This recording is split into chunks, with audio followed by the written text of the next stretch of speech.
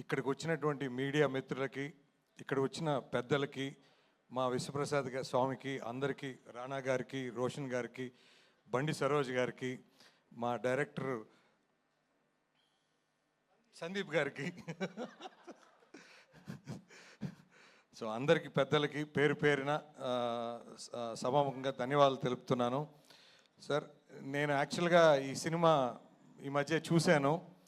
Sir, ఈ cinema ముఖ్యంగా అంటే రాజమౌళి గారి సినిమాల్లో చూస్తుంటాం విలన్ ఎంత స్ట్రాంగ్గా ఉంటే హీరోకి అంత ఆపర్చునిటీ ఉంటుందని.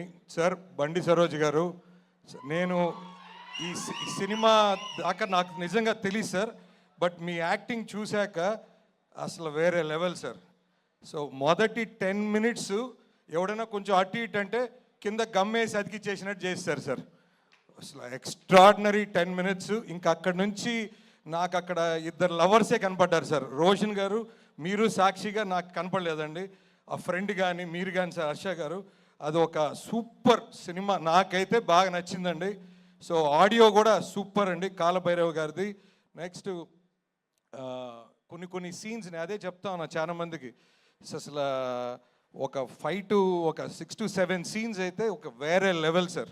సో ఖచ్చితంగా నానిగారు చెప్పినట్టు కూడా ఒక మాస్ లవ్ స్టోరీ సినిమా తప్పకుండా థియేటర్స్లో ప్రతి ఒక్కరిని రంజింపజేస్తుంది అనుకుంటున్నాను. తప్పకుండా మీరు ఎంత సినిమాకి వస్తే, ఒక ఆలోచనతో వస్తే అంతకు మించి సినిమా ఉంటుందండి.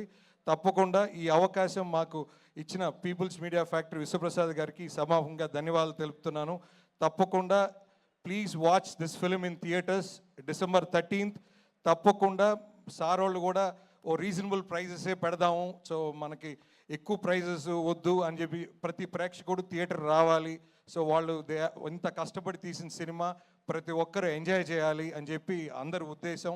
తప్పకుండా వెరీ రీజనబుల్ ప్రైజెస్లోనే ఉంటుంది.